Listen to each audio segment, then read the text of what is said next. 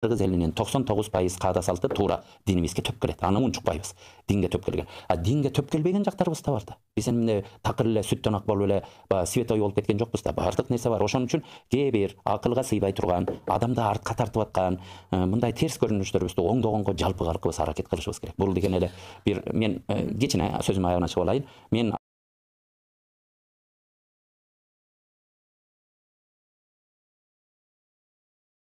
биздин кыргыз элинин 99% каада салты туура динибизге төп келет. Аны унчукпайбыз. Динге төп келген. А динге төп келбеген жактарыбыз да бар да. Биз эмне такыр эле сүттөн ак болуп эле светой болуп кеткен жокпуз да. Бардык нерсе бар. Ошон үчүн кээ бир акылга сыйбай турган, адамды артка тартып аткан мындай терс көрүнүштөрүбүздү оңдогонго жалпы калкыбыз аракет кылышыбыз керек. Бул деген эле бир мен кичине сөзүмдүн аягына чыгып алайын. Мен адамдарга жөн эле акыл үйрөтүп аткандык эмес, шарияттын жолун айтып атабыз. Канчалаган зыянды алып келип атат. Бул мен ушу жамандык болгон жердеги бир нерсени элге түшүндүрүп коеюнчу. Туура кээ бирөө колунда бар, мүмкүнчүлүгүм бар деп союп атышат. 2-ден 3-төн жылкы союп ошол жерге ушундай кылып атышат.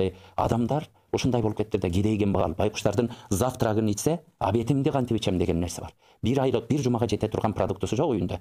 Бирок бул пландалбай келет экен да, жамандык деген. Атасынан айрылды мисалы үчүн. Ал намыстанат экен да, кур намыска алдырат экен да, барып туруп үйүн коет экен да, кредит алат экен. Эртең элдин бетин карайм деп.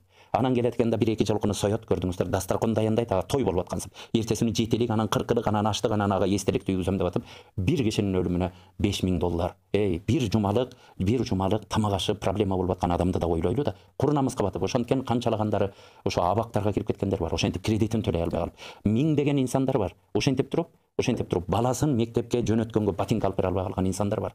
Аларды ойлойлу да, эгер туура бардыгыбыз дүйнөнү таап атабыз. Кээ бирөөлөр ушундай деп атат да.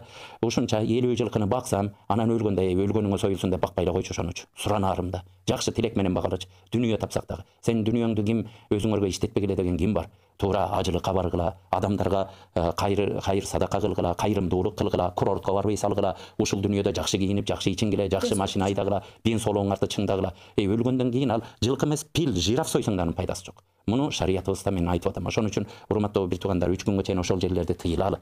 Келиңиздер, 1 азайталы, 2 азайталы эмес, 1 дегендин артында куйругулашып дагы 5 болот экен да.